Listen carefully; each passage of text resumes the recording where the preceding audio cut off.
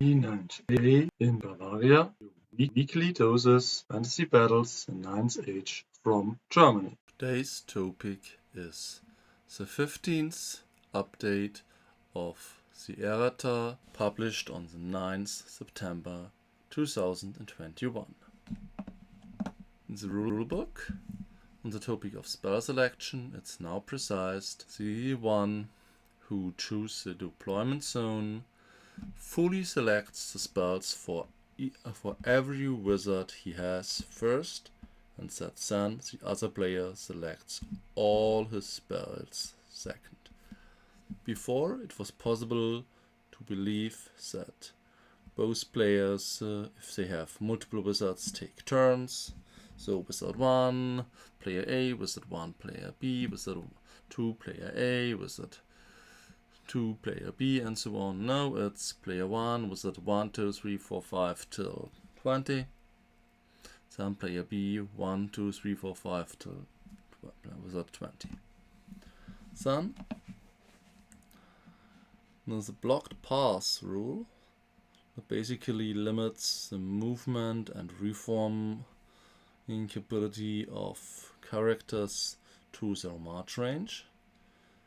And there have been some cases with very long units, so where during close combats characters weren't able to reform into contact, and that was not intended. So now the restriction to the march rate for reforms and moving doesn't apply during combat reform. Fleeing, there was a case with 4 units. They lined up, and after the last one space for exactly 1 unit, and then the board edge of the 4th unit flees. When does it trigger the panic tests in the other 3 units?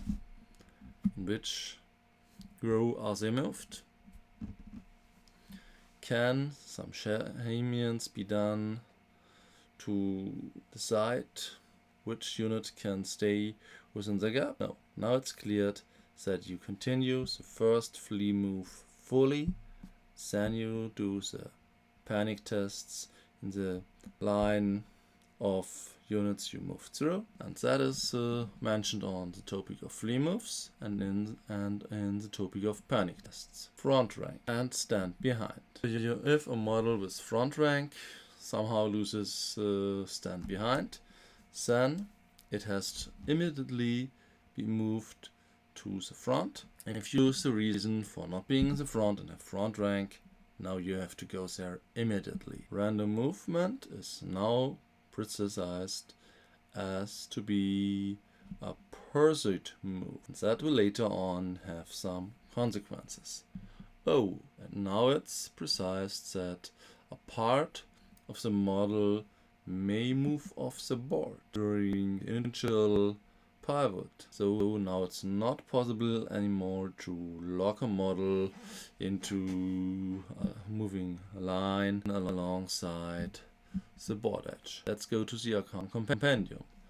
The spell Hand of Glory hasn't had a precision. What happens if, after it has been cast, a model is revived in that unit? Now it's clear raised models also get the effect of the spell. Then the 2 spells Speaking in Tongue and Will-O-the-Wisp have both the same casting value for the boosted and non-boosted version.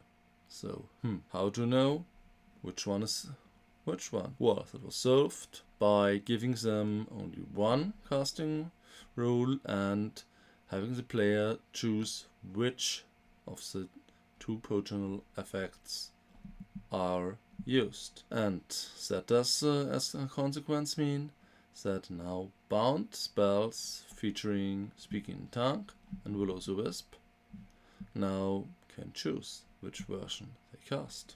The spell Wrath of God is precise that the point the marker is placed is the point from where flee moves were done, but it hasn't been fixed who is the attacker. Of course it's a caster.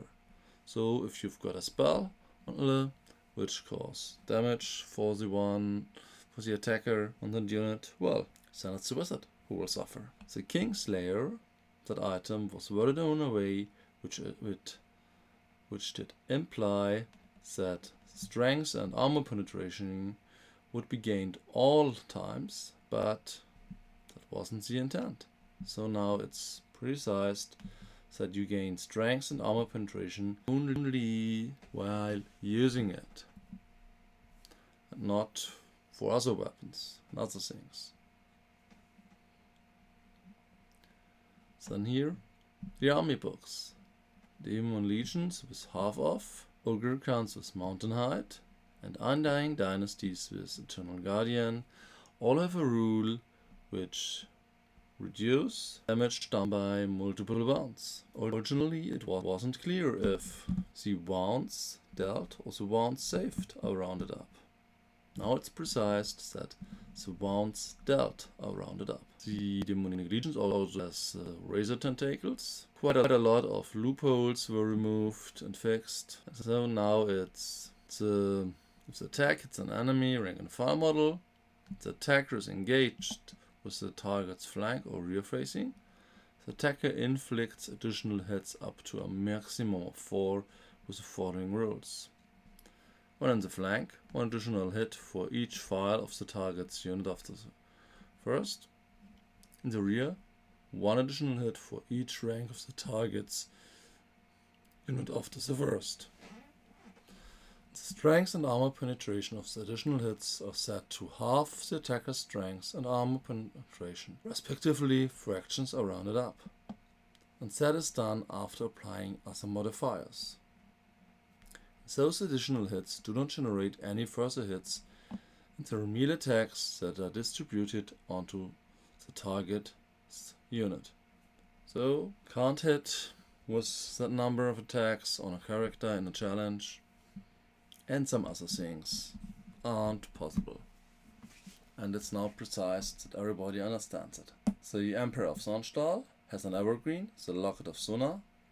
Well, now it's precise that in case of a multi-part model, the resilience value which is used for still against wounding is the one which is swept.